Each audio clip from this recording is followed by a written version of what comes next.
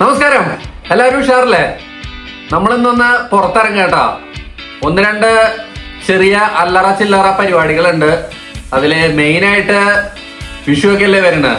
നമ്മള് പിള്ളേർക്ക് ഡ്രസ്സ് തയ്പ്പിക്കണം. അതിനു വേണ്ടിയിട്ട് നമ്മള് പട്ടുപാവാടല്ലേ പട്ടുപാവാടയ്ക്ക് വേണ്ടിയിട്ട് നമ്മള് പോയി തുണിയും കാര്യങ്ങളൊക്കെ എടുത്തു. കാരണം ഇവിടെ റെഡിമെയ്ഡ് കിട്ടാൻ വളരെ ബുദ്ധിമുട്ടാണ്. വിഷു 14-ാം തീയതിയാണ് അല്ലെ, ഏപ്രിൽ 14-ാം തീയതി. ഇനി സമയമുണ്ട്. നമ്മള് എല്ലാ തവണയും നമ്മള് അവസാന നിമിഷമാണ് ഈ തയ്ക്കാൻ കൊണ്ട് കൊടുക്കാറ്. അപ്പൊ അവർക്കും ബുദ്ധിമുട്ട്, നമുക്കും ബുദ്ധിമുട്ട്, എല്ലാവർക്കും ബുദ്ധിമുട്ടാണ്. അപ്പൊ ഇപ്രാവശ്യം വിചാരിച്ചു കുറച്ച് നേരത്തെ തന്നെ തയ്ക്കാൻ കൊണ്ട് കൊടുക്കാന്ന്. അപ്പൊ നമ്മൾ തുണിയൊക്കെ എന്തായാലും ആദ്യം എടുത്തു വെച്ചിട്ടുണ്ട് കേട്ടോ. നമ്മള് രാവിലെ ഇൻട്രോ ഒക്കെ എടുത്തതിന് ശേഷം നമ്മളെ ഇൻട്രോ ഇവിടെ നിർത്തിയിട്ടോ. നമ്മളത് കഴിഞ്ഞ് ഏകദേശം ഇപ്പൊ ഒരു 6 മണിക്കൂറിന് ശേഷമാണ് ഇപ്പൊ വീണ്ടും വരുന്നത്. ദുഃഖകരമായ സംഭവം എന്താ ഉണ്ടായതെന്ന് വെച്ചാൽ നമ്മുടെ ഓറിയോ മരിച്ചു. അതായത് എന്താ ഉണ്ടായതെന്ന് വെച്ചാൽ നമ്മൾ ഈ ഇൻട്രോ എടുക്കണേക്കാളും മുന്നേ ഞാനൊന്ന് കുളിക്കാൻ പോയി. ആ സമയത്ത് അത് ഇവിടെ ഉണ്ടായിരുന്നു.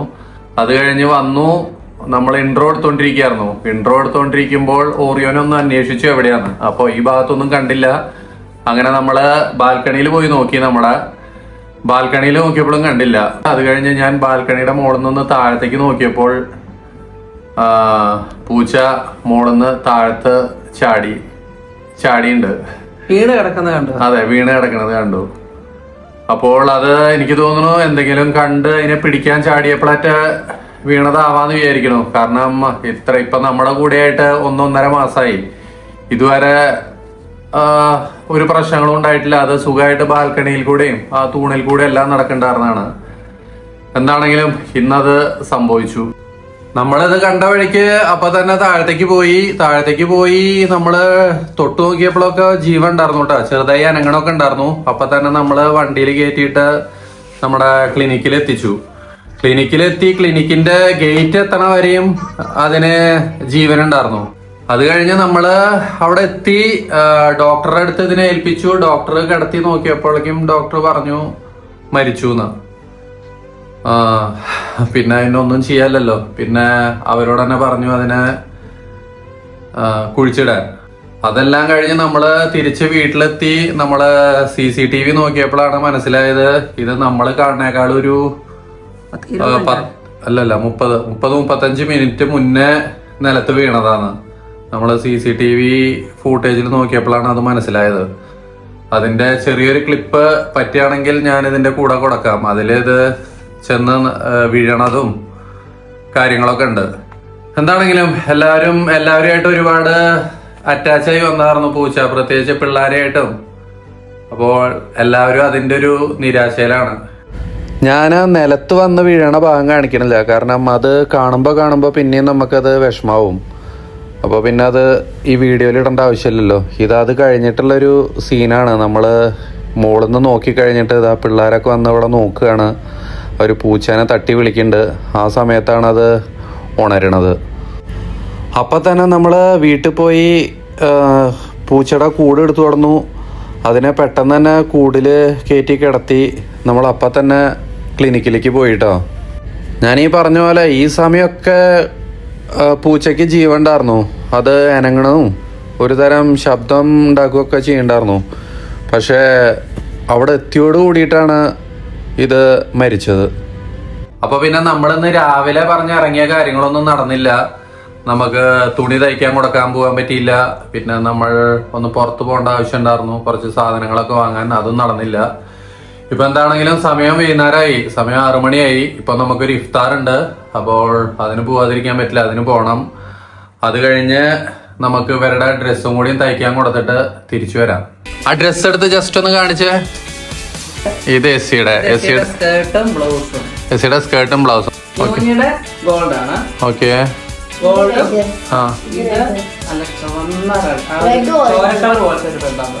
ഓക്കെ, അപ്പൊ ഇതാണ് അവരുടെ ഡ്രസ്സ്. ഇതൊന്ന് അച്ചുവിന് ഒരു ഷർട്ട് അടിക്കാൻ പറ്റില്ലേ? നോക്കണം ഇവർക്ക് ഈ പ്രാവശ്യം നോക്കട്ടെ. അച്ഛനെ ഇതാക്കുന്നില്ല. ഇവരുടെ സ്റ്റിച്ച് ചെയ്ത് കഴിഞ്ഞതിന് ശേഷം ബാക്കിയാണെങ്കിൽ മാത്രമേ അച്ഛനെ നോക്കുന്നുള്ളൂ. ഇവരെ ഇച്ചിരി വെറൈറ്റി ഒക്കെ ഉണ്ടായി സ്റ്റിച്ച് ചെയ്യിപ്പിക്കാൻ വേണ്ടി. ഓക്കെ, അപ്പോൾ നമ്മുടെ എങ്ങനെ തയ്പ്പിക്കണം എന്നുള്ള സ്റ്റൈലൊക്കെ എന്തായാലും നമ്മൾ എടുത്തു വെച്ചിട്ടുണ്ട് വാട്സപ്പ് എന്താ ഇൻസ്റ്റാഗ്രാം എന്ന്.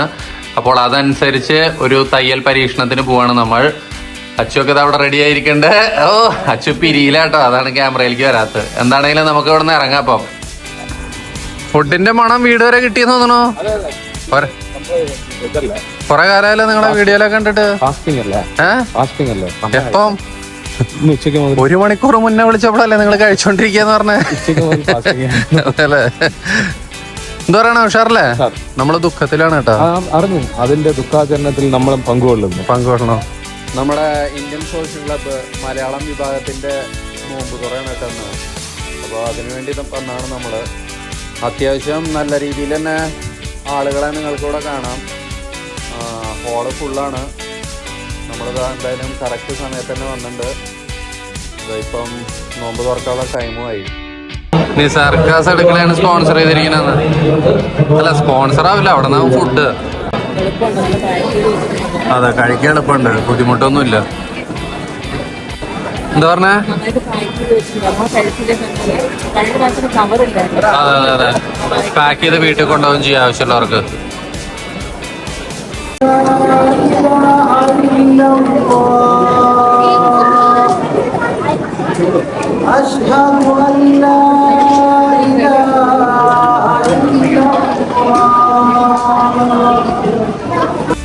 ഫുഡിന്റെ നല്ല അടിപൊളി പാക്കിങ്ങും സംഭവങ്ങളൊക്കെ കേട്ടോ.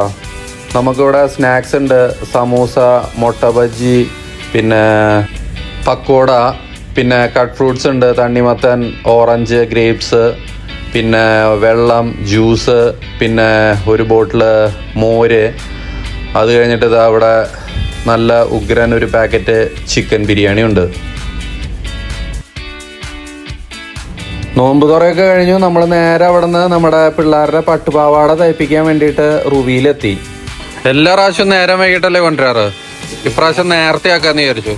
നിങ്ങൾക്കും ബുദ്ധിമുട്ട് വേണ്ട, നമുക്കും ബുദ്ധിമുട്ട് വേണ്ട. എന്തേ, ശരിയല്ലേ? ഏതാ? 20 ദിവസം മുന്നേ തന്നു. അതെ. എന്തായി വീക്ഷിക്കണേ? പഠിക്കണ സ്റ്റിച്ച് ചെയ്യണത്? പഠിപ്പിച്ചു തരാം, അങ്കിള് പഠിപ്പിച്ചു തരും. എല്ലാം കഴിഞ്ഞാ? അപ്പൊ എന്നൊക്കെ കിട്ടും? 5-ാം തീയതിയാ? മതി. എല്ലാം കഴിഞ്ഞില്ലേ? പോയസി? അങ്ങനെ നമ്മുടെ കേശവന്റെ അവിടുത്തെ പരിപാടിയും കഴിഞ്ഞു കേട്ടാ. എല്ലാവരുടെയും മെഷർമെന്റും കാര്യങ്ങളൊക്കെ കൊടുത്തു അല്ലേ? എല്ലാം ശരിക്കും കൊടുത്തോ? എല്ലാം എടുത്തിട്ടുണ്ട് ശരിക്ക്? എന്താണെങ്കിലും മെഷർമെന്റ് ഒക്കെ കൊടുത്തു. കേശവന്റെ ഒരു ചെറിയ കട ആണെങ്കിലും ഉണ്ടല്ലോ, സംഭവം അടിപൊളിയായി സ്റ്റിച്ച് ചെയ്ത് തരും കേട്ടാ. നമ്മള് പറഞ്ഞ മോഡലില്, പറഞ്ഞ ടൈപ്പില്, പറഞ്ഞ ഡേറ്റില് സംഭവം സ്റ്റിച്ച് ചെയ്ത് നമ്മുടെ അടുത്ത് എത്തിച്ചു തരും. അതാണ് ഇവിടെ കൊടുക്കണോണ്ടുള്ള ഒരു ഗുണം. ഇനിയിപ്പം ഇവരുടെ 2 ആയിട്ടാണല്ലോ, ഞോഞ്ഞയുടെ എസ് ആയിട്ടാണല്ലോ. ഇനിയിപ്പോ നമ്മുടെ 3 ബാക്കിയുണ്ട്. അതിനു വേണ്ടിയിട്ടുള്ള തെരച്ചില് എന്ന് പറഞ്ഞാൽ നമുക്ക് കാര്യമായിട്ടൊന്നും വേണ്ടി വരില്ല. എന്തെങ്കിലും അല്ലറ ചില്ലറ അതിട്ട് അഡ്ജസ്റ്റ് ചെയ്യാം. അല്ലറ ചില്ലറ വേണ്ട.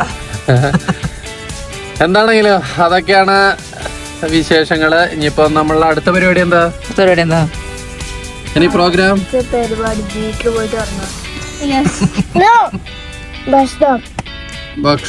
ഭക്ഷണം കഴിക്കാം.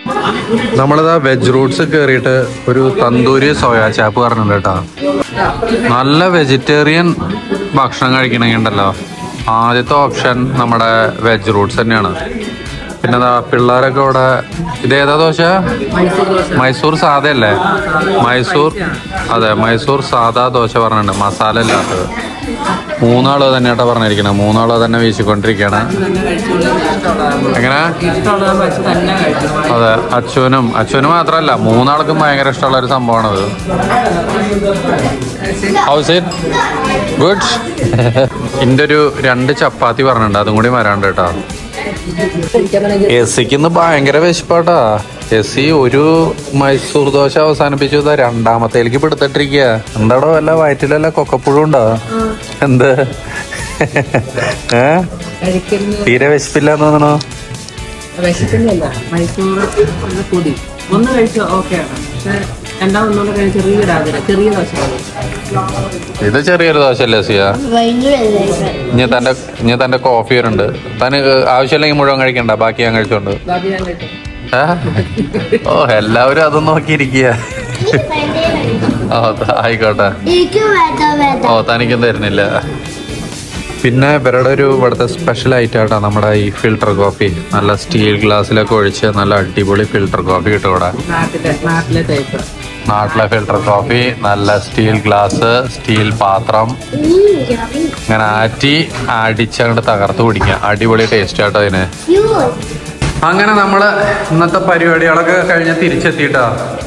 നമ്മളിന്ന് ഇഫ്താറിന് കിട്ടിയ ഫുഡ് കഴിച്ചില്ല. അതൊക്കെ ഇതാ പാക്കറ്റായിട്ട് നമ്മൾ വീട്ടിലേക്ക് കൊണ്ടുവന്നിരിക്കുകയാണ്. 5 ബിരിയാണി ആട്ടാ കയ്യിലുള്ളത്. എത്ര ദിവസം? 5 ദിവസം കഴിക്കാൻ 5 പാക്കറ്റ് ബിരിയാണി ഉണ്ട് നമ്മുടെ അടുത്ത്. അപ്പൊ നമ്മളെല്ലാ പരിപാടിയും കഴിഞ്ഞിട്ട് വീട്ടിലെത്തിയിട്ടോ.